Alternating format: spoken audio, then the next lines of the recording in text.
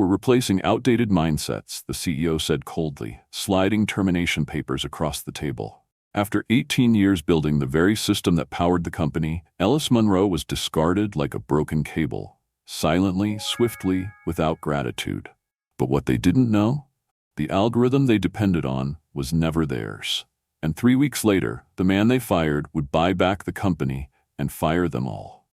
Now, before we dive deeper, please subscribe to our channel. We share powerful, meaningful stories like this every day. And drop a comment below to let us know where you're watching from. Thank you so much, and now, let's get back to the story.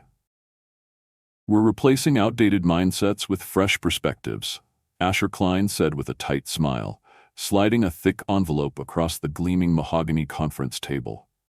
His cufflinks gleamed under the overhead lights, his Rolex catching the corner of Ellis Monroe's eye like a blade.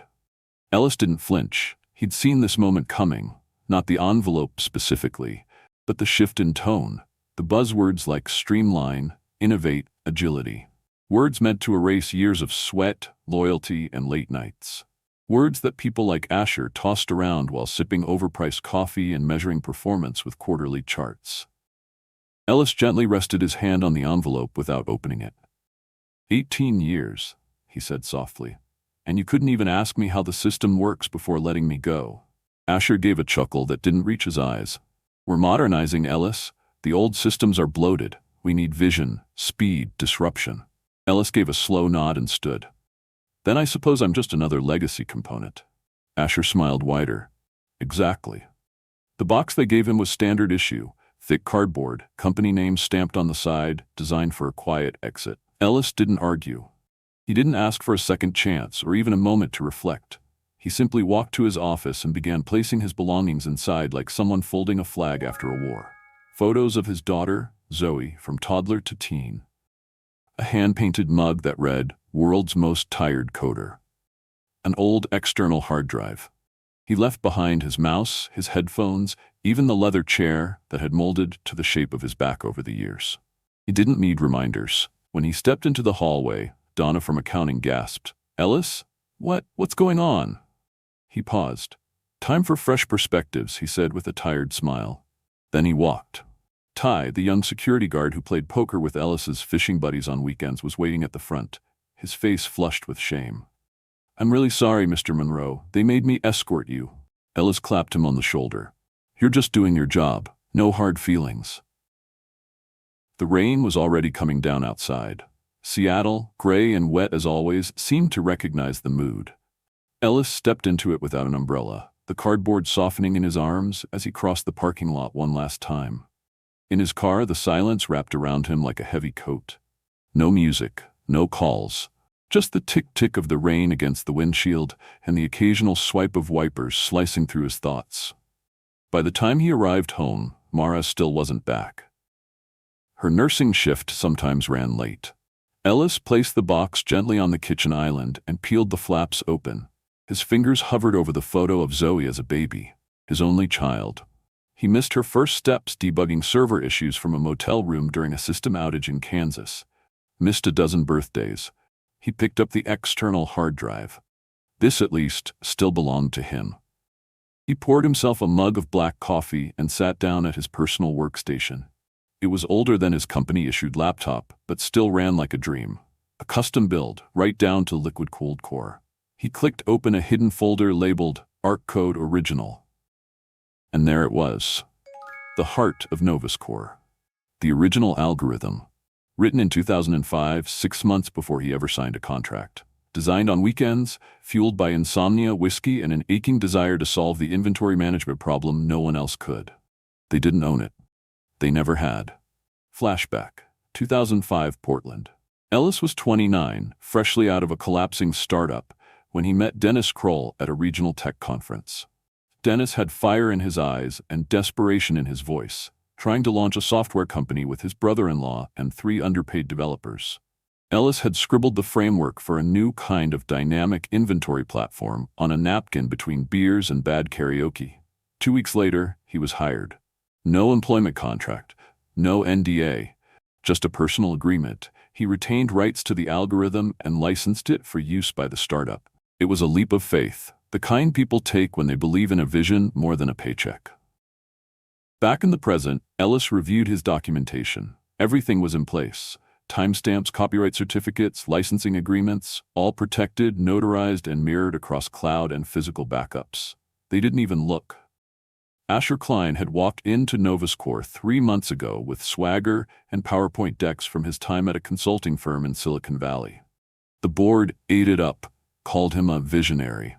But in those 3 months, Asher never once asked Ellis to walk him through the infrastructure, never attended a technical briefing, never asked why the platform had a 99.997% uptime record across 60 global clients. He just assumed it all ran on autopilot, because in their minds it was a black box.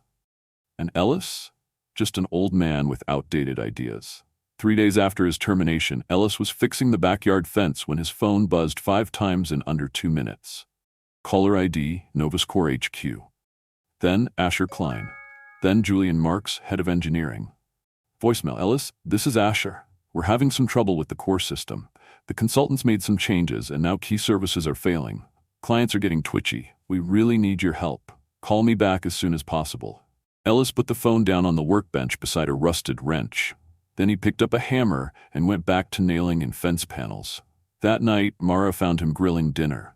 She watched him for a long time before speaking. You're calm. Ellis nodded. I knew it would happen. They're calling, aren't they? Like crazy.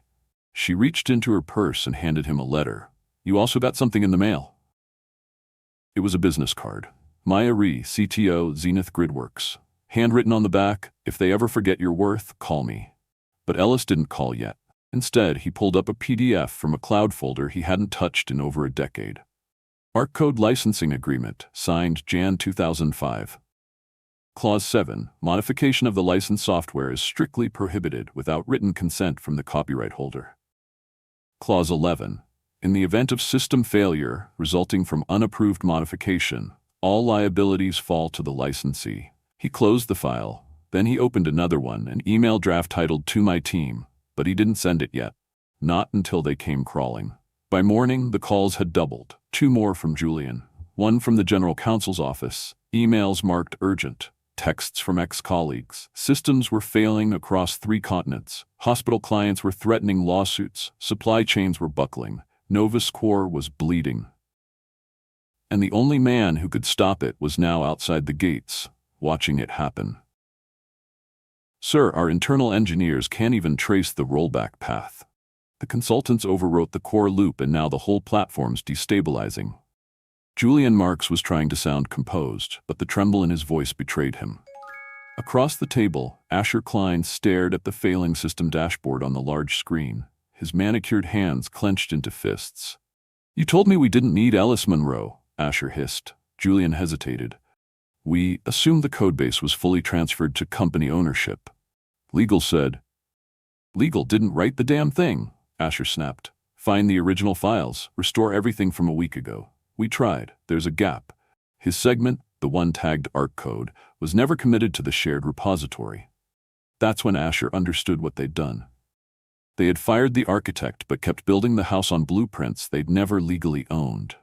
Meanwhile, Ellis sipped coffee on his porch. Rain pattered softly across the wooden railing. His daughter Zoe had left her sneakers out again, collecting little puddles near the front step. Mara sat across from him in a bathrobe, her phone lighting up every few seconds with headlines. Breaking: NovusCore systems hit by major service outage, healthcare networks affected. Inside NovusCore's blackout, did they fire the wrong man? Your silence is louder than any statement, Mara said gently. Ellis looked up. It's not about vengeance, it's about letting consequences catch up. Mara nodded. Still feels good though, doesn't it? He didn't answer, but the smallest smile crept onto his lips. Ellis's mind drifted back to that rainy night in 2005, the day he drafted ArcCode.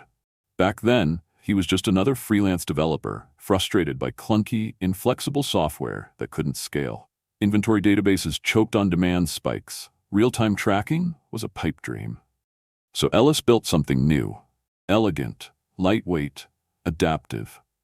The first time he showed it to Dennis Kroll, the founder of what would become NovusCore, Dennis had whispered, "You didn't write software, You wrote a living system. Ellis had insisted on licensing it, not transferring it, because even then, he knew what happened to creators once venture capital got involved. And he was right. By the end of the week, NovusCore was on the verge of collapse. 3 of its largest hospital clients pulled their contracts citing unresolvable system failures. The financial loss alone was estimated at $70 million. Then came the cease and desist letter from Ellis's attorney to NovusCore's legal department. Unauthorized modification of the licensed ARC code algorithm has voided your perpetual use agreement. Immediate cessation of all platform operations using derivative components is required. The board panicked. The press smelled blood. And Ellis? He received a message that made him pause. Subject: lunch? From Dennis Kroll. Heard the storms finally hit. You up for a quiet table at McAllister's? I think we've both seen this moment coming. At McAllister's Diner in Tacoma, Dennis slid a worn folder across the table. Inside was the original 2005 personal agreement between Ellis and Dennis, predating any NovusCore employment contract. In clear language, it stated that ARC code belonged to Ellis, with NovusCore granted a license only for the duration of his employment or by mutual separation. Dennis leaned forward. I warned them, Ellis. They didn't listen. Ellis stared at the document. They didn't just fire me, he said. They tried to erase me. Dennis smirked. That's the thing about architecture. You can't just bulldoze the foundation and expect the walls to hold. Back at NovusCore headquarters, chaos ruled. Asher Klein was spiraling. His personal reputation was in free fall, the consultants were demanding hazard pay, and the company's legal team couldn't find a single flaw in Ellis's license claim. Then came the second blow. Dennis's quiet clause in the company's original sale agreement. If the ARC code-powered system fails for 10 consecutive days, the original founder retains the right to repurchase the company at a fixed valuation. The board had signed it without reading. Now that clause was a ticking clock, and Ellis Monroe was the only person who could stop it from reaching zero. That evening, Ellis returned home to find Mara sitting at the table with a laptop open. She had tears in her eyes. Zoe found this on the school website, she said, turning the screen to him. It was a news article. One of NovusCore's education clients had suffered a system crash that interrupted critical online exams. Students were panicking. Administrators were furious. Mara reached out and touched his hand. You built something that held the world together quietly, and now the world is remembering who held it. Ellis looked down. The gravity of it all hit him, not the failure, not the collapse, but how deeply his work had mattered. As the sun dipped below the horizon, Ellis received another call. Asher Klein. Ellis, I'm begging now. We'll pay whatever you want. Just tell us how to fix it. Ellis leaned back in his chair. I can't. Not like this. Then, name your terms. Ellis thought of the people still at NovusCore. The engineers, the accountants, the interns who believed in something bigger than profits. Don't call me again, Ellis said. The board will get my terms soon enough. And with that, he ended the call. You're married to that company more than you are to me, Ellis. That's what Mara had said to him one cold winter night in 2012 when he missed their anniversary for a last-minute systems patch on a hospital network upgrade. Back then, he thought she was wrong. That the long nights, the missed dinners, the time away, it was all for their future. For stability, for something worth building. Now, standing in the garage surrounded by boxes of his own past, he wasn't so sure. In the early days, when NovusCore was still a shaky idea in Dennis Kroll's mind, Ellis worked 80-hour weeks without complaint. Not because someone told him to, but because the work mattered. Every module he wrote, every architecture he patched, it was like laying bricks for a cathedral no one else could yet see. There were nights the office was so quiet he could hear his own heartbeat above the server hum. There were weekends when Zoe would nap under his desk with a coloring book, while he built out the real-time data sync system that would one day power logistics for state agencies. He sacrificed birthdays, anniversaries, and nearly lost his marriage twice, but he stayed, because Ellis believed. In 2011, when Dennis had his heart attack, everything could have fallen apart. The board panicked. Clients whispered about pulling contracts. Investors circled like vultures. But it was Ellis who kept things running. Not because he wanted the top job, he never did. He hated boardrooms, hated politics. He preferred code to contracts. But he stepped up because he had to. He rallied the team, talked down the panicked engineers, reinforced systems so critical services didn't blink. And when Dennis returned 3 months later, he hugged Ellis in front of the entire staff and whispered, "You saved the company." But memories fade faster than systems fail. After the pandemic hit, NovusCore stood tall, while competitors buckled. Ellis was up 20 hours a day, managing hospitals' data servers, coordinating emergency logistics, fighting back cyber attacks in real time, all while sick with a mild fever himself. He didn't sleep. He didn't eat properly. When it was over, the board gave him a plaque. Literally, a polished glass rectangle with his name etched into it. They called him the silent backbone of NovusCore. But silence, it turned out, made it easier to forget someone. The trouble began in 2022. A private equity firm called Sentinel Ridge acquired the majority stake in NovusCore. New faces filled the boardroom, suits with glib smiles and buzzwords. They wanted Ellis to train the younger team, document the unwritten parts, democratize the architecture. They used language that sounded like empowerment, but felt like theft. Then came Asher Klein, 39, Stanford MBA, former consultant with a string of turnaround projects. He canceled the annual team retreat, calling it a waste of resources. He reassigned half the engineering team, ignoring Ellis's recommendations, brought in his own people, and in a meeting 3 weeks before the termination, he called Ellis old code. "We need leaders who think like Python, not COBOL." People laughed. Ellis didn't. He just kept the systems running. One night, Mara found Ellis sitting at the dining table with a mountain of papers, contracts, copyright certificates, external drives, envelopes labeled ARC code authorship. "You're preparing for war?" she asked. He shook his head. "I'm preparing for clarity." He updated his records, backed up everything, had his lawyer review the licensing language one more time. Not because he wanted revenge, but because he'd learned the hardest lesson in tech. Loyalty means nothing in a room full of men who worship exits. Ellis had held his silence when he was mocked, when they stripped his team, when they forced out the last of the original engineers. But silence isn't absence, it's patience. On the 6th day after the system failures began, Ellis received another call, this time not from Asher. It was Elaine Ramirez, CTO of Zenith Gridworks. She had approached Ellis a year ago at a tech conference in San Diego, told him his platform was a marvel of minimalist design. "If you ever decide to jump ship," she said, "we'd make room for you." Now, her voice was calm but urgent.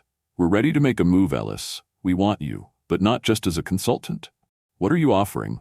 "Whatever NovusCore wouldn't: authority, ownership, respect." And timing. Immediately. Ellis didn't answer then. He just said, "Let's have lunch next week." Then he opened a private cloud folder and reviewed the architecture notes that had never been uploaded to the NovusCore repository. These weren't just code. They were skeleton keys, fail-safes, recovery routes, redundancy branches, the things only the architect would ever know to build, the things they now couldn't fix, and wouldn't dare admit they never understood. That night, Mara sat with him on the back deck, wrapped in a blanket. The news had broken that another critical healthcare server powered by NovusCore had gone dark, triggering patient delays in 6 states. "They're imploding, aren't they?" she asked. Ellis nodded. "Does that make you happy?" He didn't answer right away. Then softly, "No, good people still work there. They don't deserve this." "Neither did you." He looked at her. She was right. By morning, NovusCore's stock had dropped 20%. Ellis's inbox was flooded. "Ellis, I don't know what they did, but they broke everything. Please help." Nathan, lead DevOps engineer, "Tell me you didn't sabotage anything, please." Kelsey, infrastructure lead. He replied to each one, "I did nothing. They modified a licensed component without permission." The silence that followed said everything. And then came the moment Ellis had waited for, a formal call from NovusCore's board, not Asher, not Julian. A senior counsel named Heather Lynn. She spoke with polished calm. "We'd like to discuss reinstating your consulting status, Mr. Monroe, with generous terms." Ellis listened. He let her finish. Then he replied, "You're not the ones who need to hear my answer. Your legal team will receive my proposal." He didn't just take his box and leave. He took the damn key to the kingdom. Julian Marks, head of engineering, in a private call to the board. It was now day 7 since the system failures began at NovusCore. What started as minor anomalies in data syncing had grown into full-blown infrastructure collapse. Real-time logistics platforms stopped updating. Emergency resource dashboards went dark. Critical alerts weren't delivered. For a company trusted by public health networks, global shipping firms, and even government contractors, this wasn't just a glitch, it was a catastrophe. Inside NovusCore HQ, the air was stale with panic. Asher Klein, the once smooth CEO, looked like a man cornered in his own glass castle. His consultants, flown in from San Francisco with egos as large as their fees, were now locked in war rooms with engineers, fumbling through legacy code they didn't understand. "Why doesn't this rollback deploy correctly?" one shouted. "Because Ellis never wrote it to be rolled back," muttered an exhausted systems lead. "You mean there's no reversal branch?" "There was, but the new guys deleted it to clean up the clutter." Silence. Ellis watched the press conference from his kitchen, a steaming mug of tea in hand. Asher stood in front of cameras, flanked by PR executives, stammering about unexpected challenges and retooling legacy systems. But the cracks were now too wide to hide. An hour after the broadcast, NovusCore's 3 biggest clients released statements suspending their contracts. That represented 40% of annual revenue. By midday, the board had scheduled an emergency meeting. By nightfall, Asher Klein was placed on administrative leave. Meanwhile, in Bellevue, Ellis sat across from Elaine Ramirez and Dennis Kroll in a quiet corner of a steakhouse far from the tech district. The napkins were linen, the lighting dim. But the conversation was sharp. Elaine slid a printed offer across the table. "We want you to lead a rebuild, not as a contractor, as a partner." Dennis added, "And I still have my buyback clause." Ellis raised an eyebrow. Elaine nodded. "We've already secured $4 million of the $8 million required. Meridian is prepared to supply the rest for a 40% stake, contingent on you joining as CTO with full authority." Ellis leaned back in his chair. "I thought you wanted me at Meridian." Elaine smiled. "I want you to be where your work lives. If that means rebuilding NovusCore with integrity, we'll stand beside you." At 11 p.m. that same night, a black sedan rolled slowly into Ellis's driveway. 2 men in tailored suits stepped out, carrying leather briefcases.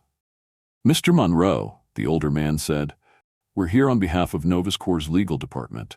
We'll need access to your devices, standard procedure related to intellectual property developed during your employment." Ellis didn't blink. He reached into his pocket and handed them a card. "My attorney's information. All further communication goes through him. And no, you're not getting my devices." The younger suit cleared his throat. This could get litigious. Ellis held the older man's gaze. "So could breaking a legally binding software license. See you in court." He closed the door in their faces. 2 hours later, Asher called. Again. "Ellis, let's be rational. Legal battles are messy. Press can be brutal. No one wants this." "What do you want, Asher?"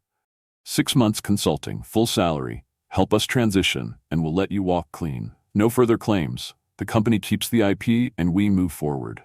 Ellis's voice didn't rise. He just said, "You never owned the IP." Silence. "That's absurd," Asher finally said. "Everything you built during your employment was licensed before I was hired. Check the agreement Dennis and I signed in 2005. More silence. "We'll need to verify that claim," Asher muttered. Ellis's tone remained ice calm. "Take your time." The next day, NovusCore locked out every former engineer who had worked under Ellis. The consultants began attempting a full system rebuild. By nightfall, 3 client servers had crashed completely. Inside his garage, Ellis sorted through old tools with quiet precision. Karen appeared at the doorway. "They're imploding, aren't they?" He nodded. "Does that make you feel better?" He set a wrench down. "No, because good people are still in there, trying to fix what they never broke." She walked over and wrapped her arms around him. "Neither did you." Day 9.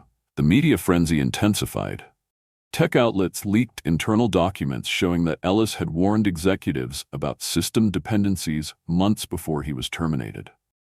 A whistleblower within NovusCore leaked an email chain revealing that Asher's consultants were planning to sell the healthcare division to a rival, which would have violated multiple client contracts. The board panicked again. By evening, they reached out with a new proposal. $1.2 million settlement, public apology, reinstatement of full license rights. Ellis didn't respond. He didn't need to. That night, a former engineer, Anonymous, sent Ellis a file. Inside, proof of deliberate tampering with Ellis's original architecture. An internal chat log revealed consultants mocking the algorithm as quaint but easy to replicate. They were wrong, and the world now knew it. "Sir, you might want to see this." Heather Lynn, NovusCore's interim legal counsel, pushed a dusty binder onto the boardroom table. The label read, Iron Code, 2005 Monroe Kroll licensing files, do not modify. Inside, nestled among faded memos and yellowing paper contracts, was the document that sealed the company's fate. A clause the private equity lawyers never noticed. A signature no one questioned. A license, not a transfer, of the ARC code algorithm. Ownership, still Ellis Monroe's, and the license, voided upon his termination without cause or mutual agreement. The air in the room turned colder than the chilled water in their crystal glasses. The silence was finally broken by one trembling voice. "We've built a billion-dollar empire on borrowed code." Ellis sat at a cafe in downtown Seattle when his lawyer, Mitchell, called. They finally found it. Found what? The original licensing agreement. Your copy. Dennis's copy.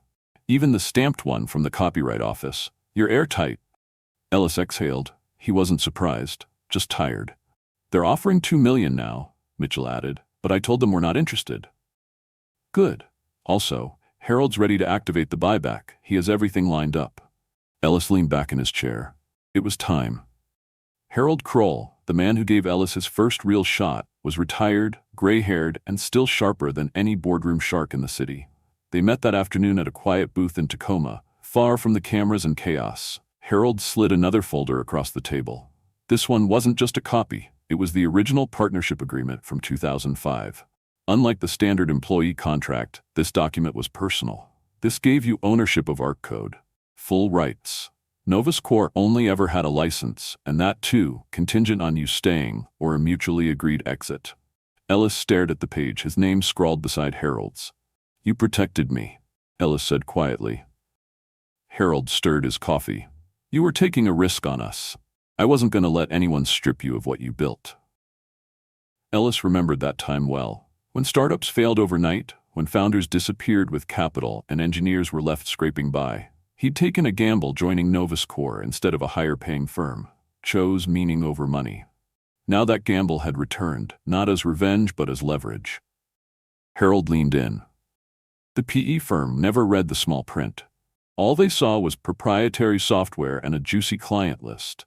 They thought you were a replaceable asset. They never realized the glue was yours.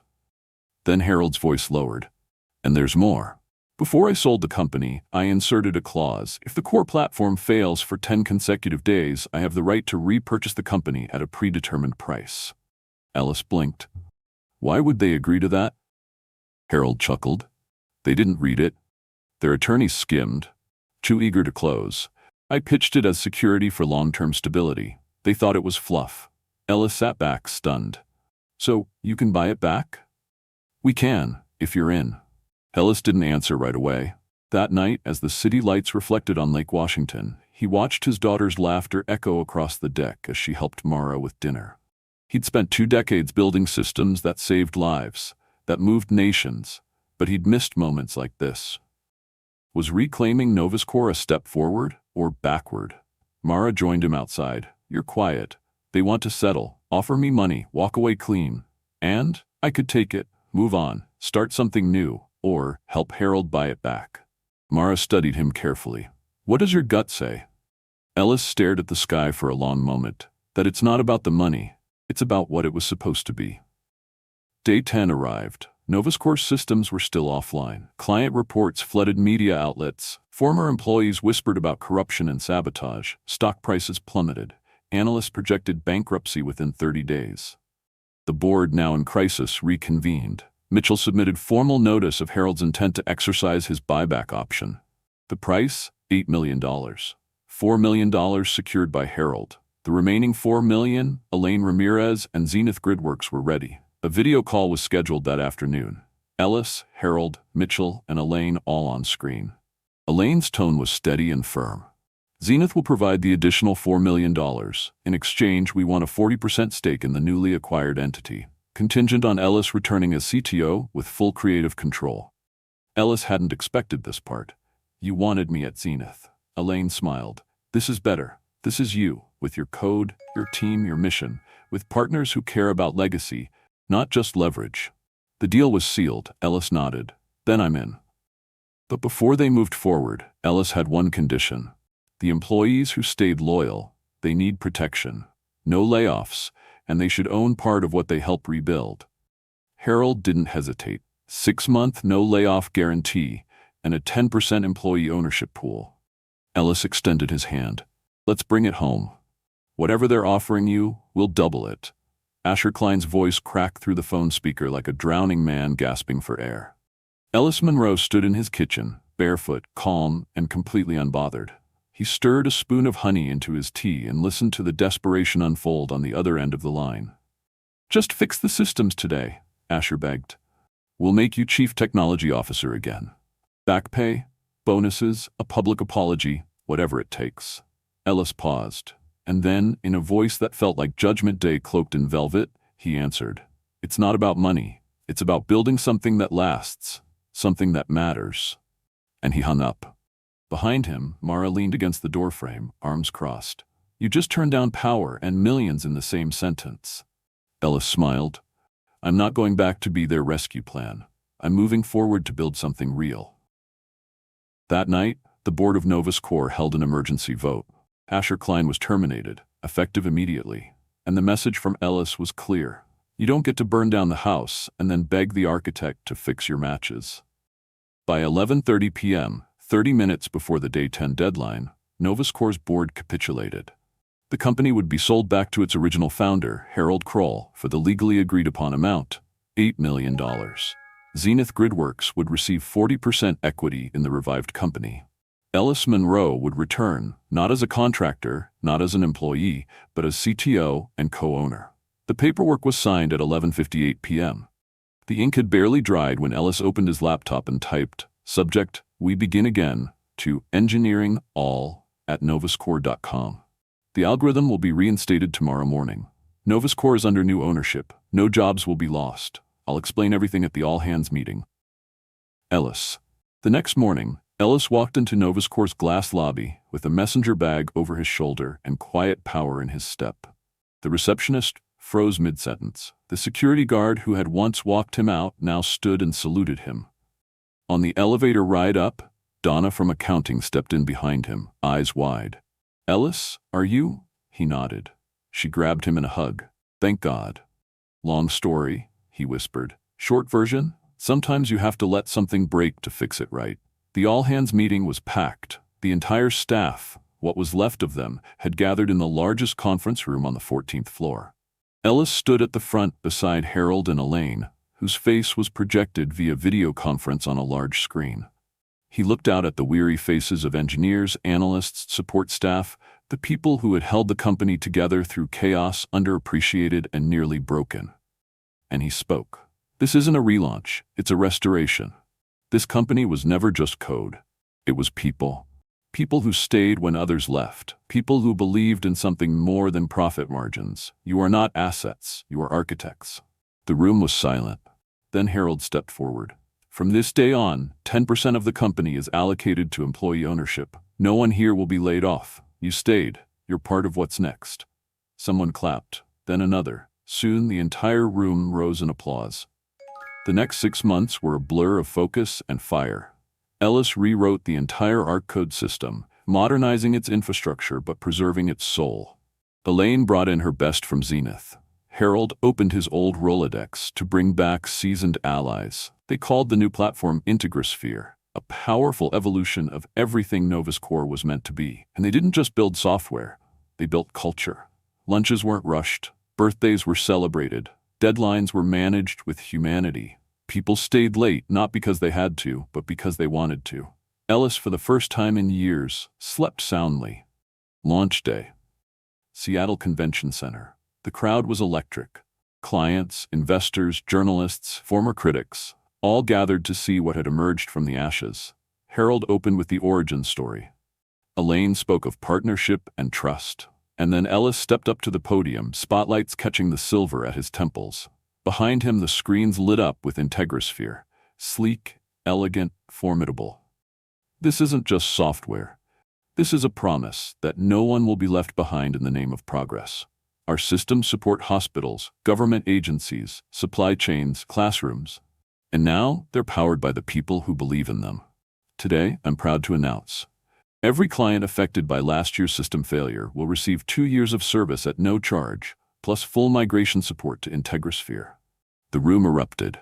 In the back row, Asher Klein, now a mid-level manager at a competing firm, sank into his seat. His new employer's stock dropped 8% by closing bell. Ellis didn't smirk, didn't celebrate his fall. He simply turned to the team in the front row. You built this, and you own it now. The clapping echoed in waves long after Ellis Monroe stepped off the stage. But he didn't linger in the spotlight. He simply nodded at his team, then slipped quietly to the side as the crowd swelled toward the demo booths. A young engineer named Dev, a recent hire who joined after the collapse, ran up to him backstage. Mr. Monroe? Sir, I've never seen a CTO do something like that. Giving away 2 years of service? Ellis smiled. It's not a giveaway. It's a down payment on trust. Trust. It was the currency Ellis had built his career on, more valuable than stock options, more enduring than patents. And now he'd returned to a company that no longer saw him as a tool, but as a cornerstone. Ownership. Not the kind that lived in equity charts or contract clauses. The kind that looked like a developer staying late to perfect a feature because they believed in the mission. The kind that sounded like laughter in the break room after days of grinding through code. The kind that made a team say, "This is ours." Back at the office, Ellis walked through the engineering floor. There were whiteboards full of diagrams. Someone had built a Kanban wall out of sticky notes and optimism. A framed photo of the all-hands meeting hung near the espresso machine, captioned in marker, "The day the soul came back." He passed a glass conference room where the youngest team members were leading a brainstorming session. Not one face looked burned out. Not one posture slumped in defeat. They weren't surviving. They were thriving. Later that week, Ellis and Elaine met over video with the team at Zenith. They discussed shared ventures, secure cloud services for rural hospitals, education analytics for underserved communities. It wasn't just profit that guided them now. It was purpose. Elaine smiled through the screen. This is why we partnered with you. Not because you wrote brilliant code, but because you built a system that cared. Then came the press requests, TV interviews, magazine features, conference keynote invites. Ellis turned most of them down. But one morning, he agreed to a sit-down interview with a respected journalist from TechVest Weekly. They met at a small cafe, not far from the original garage where NovusCore had started. The reporter leaned in, recorder blinking red. "What do you think about Asher Klein now? About what happened?" Ellis sipped his coffee. "I don't." "You don't think about him?" "No, I think about the engineer he almost broke, the intern who stayed, the mother in Arkansas whose hospital still runs on our platform. I think about the people we didn't lose and the ones we're still building for." The reporter nodded slowly. "And the algorithm?" Ellis paused. "That algorithm isn't just mine anymore. It belongs to everyone who bled into it, and now they finally have the keys." 1 year after the buyback, Ellis took a rare weekend off. He drove to Lake Washington early on a Saturday morning. No laptop, no tablet, just a fishing rod and a small cooler. Harold was already in the boat, cap pulled low, thermos in hand. "You're late," he grinned. "I'm the CTO now. I move on my time," Ellis joked, stepping aboard.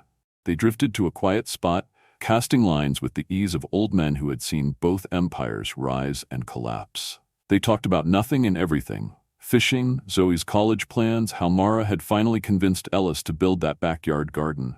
And eventually, Harold asked, "Do you ever think about how it all played out?" Ellis watched the ripples on the water for a long time.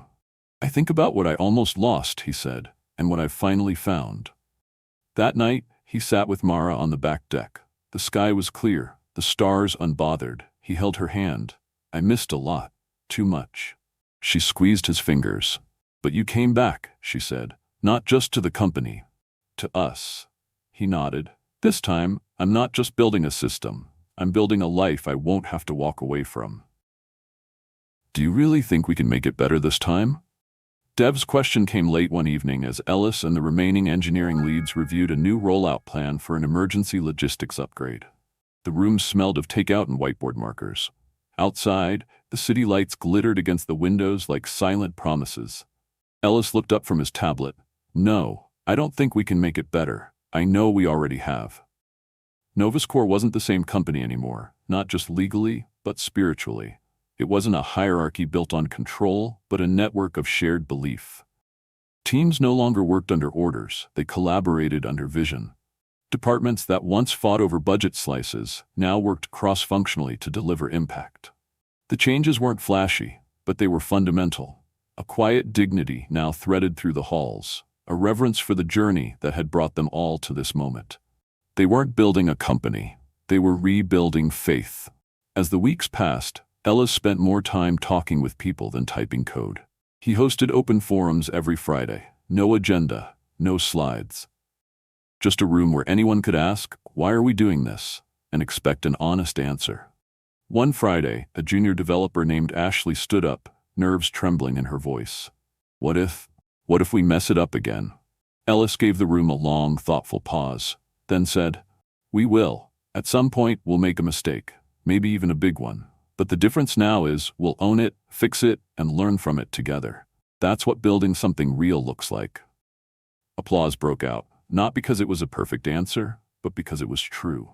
Meanwhile, outside their walls, the world noticed. Tech blogs once skeptical of NovusCore began publishing glowing stories about the company's resurrection. Clients who had paused contracts now returned, voluntarily, many even offering to pay for the free years Ellis had promised. And then came something no one expected. A letter. Handwritten, delivered by mail. It came from a hospital in rural Montana. Inside were 47 signatures, from nurses, doctors, janitors, each with a short note scribbled beneath. "Your system helped us save lives during a power outage. We kept track of medication even when Wi-Fi failed. We never forgot what you built for us." Ellis read each note silently, then placed the letter in a frame outside the main server room, a reminder of why they had rebuilt anything at all. Harold returned to the boardroom once a week, never for control, just for wisdom. One afternoon, after a particularly long meeting with financial strategists, he leaned over to Ellis. "This new generation, they don't care about profits the way we did. They care about meaning." Ellis chuckled. "So did we. We just forgot for a while." Harold smiled. "Then maybe this is our second chance." And through it all, Elaine Ramirez remained a powerful pillar. She championed initiatives that merged Zenith and NovusCore technologies, like disaster response dashboards and predictive analytics for food banks. Her faith in Ellis had never wavered. "You didn't just rebuild your company," she told him one day over video call. "You rebuilt the blueprint for what leadership should look like." Ellis didn't deflect the praise. He accepted it, because this time he knew it was earned. One night, as Zoe practiced piano in the living room, Ellis and Mara sipped wine on the porch. He watched his daughter's fingers move across the keys, her rhythm steady and strong. "I don't think she remembers how many recitals I missed," he said softly. Mara glanced at him. "She remembers one thing more." "What?" "You came back. You made time now. You're here." Ellis exhaled slowly. "That's all I ever wanted to be." "Ellis, the live stream is hitting 90,000 viewers globally and rising." The technician's voice crackled through the comms channel. "We've got simultaneous watch parties in Singapore, London, Nairobi, even Anchorage." Ellis stood backstage at the Global Tech Renaissance Summit in San Francisco, gripping a small USB drive in his hand. On it, the final deployment build of IntegraSphere, NovusCore's next-generation platform. But this wasn't just a product launch. It was a statement, a reckoning, a resurrection. The crowd outside was massive. Industry giants, software critics, venture capitalists, students, and survivors of the previous year's NovusCore collapse, now proudly wearing IntegraSphere t-shirts. Harold, now a quiet elder statesman in a tailored Navy suit, stood beside Ellis with a calm glint in his eye. "You ready for this?" he asked. Ellis nodded slowly. Not just for the applause, for the accountability. Elaine's face appeared on a vertical screen behind them, joining live from Zenith's East Coast headquarters. "You've rebuilt something bigger than code," she said. "You rebuilt trust." When Ellis walked on stage, the applause thundered like a wave of relief. He didn't open with flash or fanfare. He opened with truth. A year ago, I stood on the outside of this company with a box in my hand and silence in my throat. I had just been told I was no longer valuable, after 18 years of sacrifice, invention, and care. And now today, I stand here not to reclaim anything, but to redefine it. The crowd was stone still. Even the cameras paused. We didn't just fix our systems. We redesigned our relationship with the people who use them. Our new platform, IntegraSphere, is not only faster, lighter, and smarter, it's ethical. It's transparent, and it's owned by those who built it. Behind him, the massive screens shifted to display live dashboards from real hospitals and emergency networks across the globe, already using IntegraSphere in beta. The data showed 99.999% uptime, 0 breaches, response times faster than anything else on the market. And yet, it was the next part that made the room erupt. Every employee at NovusCore now has a stake in our future. Every client affected by our collapse has been made whole. And every piece of this technology will be auditable, secure, and open-sourced in parts for public service. Because we don't just build to profit, we build to protect. In the crowd, Asher Klein sat in the back row, a ghost. He wore no name badge. No one greeted him. He watched the standing ovation from behind dark glasses, jaw locked. Later that evening, his new employer's stock dropped 8% as IntegraSphere stole 2 of their largest enterprise clients. He left the venue unnoticed, forgotten. Meanwhile, Ellis stayed to shake every hand. He hugged the interns who helped with the launch sequence. He thanked the cybersecurity leads who'd rewritten entire modules during holiday weekends. He signed one t-shirt for a teenage coder who whispered, "I want to build like you someday." Ellis smiled and told him, "Then don't just write code, write character into it." That night, the NovusCore headquarters glowed golden against the Seattle skyline. Inside, a party unfolded. Pizza boxes, champagne flutes, and dozens of laptops still open on half-finished features. The building buzzed with laughter, joy, and disbelief. They had done it. Not just survived, triumphed. Zoe stood beside Ellis near the second-floor balcony, looking down at the crowd. "Dad," she asked, "do you think this company will be around when I'm old enough to work?" Ellis looked at her for a long time. Then he knelt beside her. "If you still want to build by then, baby, I'll keep a desk warm for you."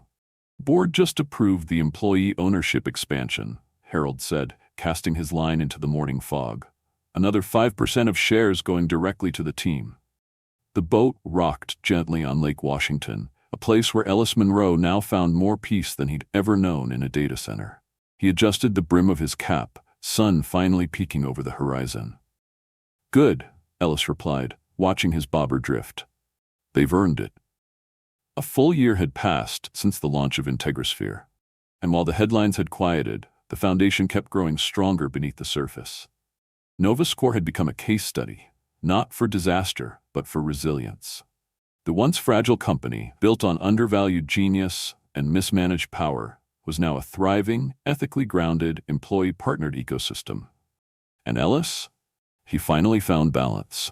Every morning, he woke up to a home he wasn't rushing out of. He walked Zoe to school most days. He cooked with Mara on Sundays. Started teaching a mentorship class on system architecture at a local community college. But perhaps most telling of all, he hadn't taken a single emergency server call in 6 months. Not because there were no emergencies, but because he'd built a team strong enough to handle them without him. One Friday afternoon, Ellis received a message from a former intern turned full-time engineer. "We implemented your data chain compression model into the new education dashboard. Performance boost was unreal. But it's not the code I wanted to thank you for, it's the culture. You made us feel like owners, and now we act like it." Ellis reread the message twice, then quietly typed, "You are owners. Never let anyone convince you otherwise." That weekend, while packing up after a community tech fair, Ellis spotted a familiar face by the parking lot. Asher Klein. No suit, no smirk, just a clipboard and a vendor badge for a mid-tier startup. Their eyes met. For a long moment, nothing was said. Then Asher approached. "I underestimated you," he admitted. "What you built, what you protected." Ellis gave a small nod.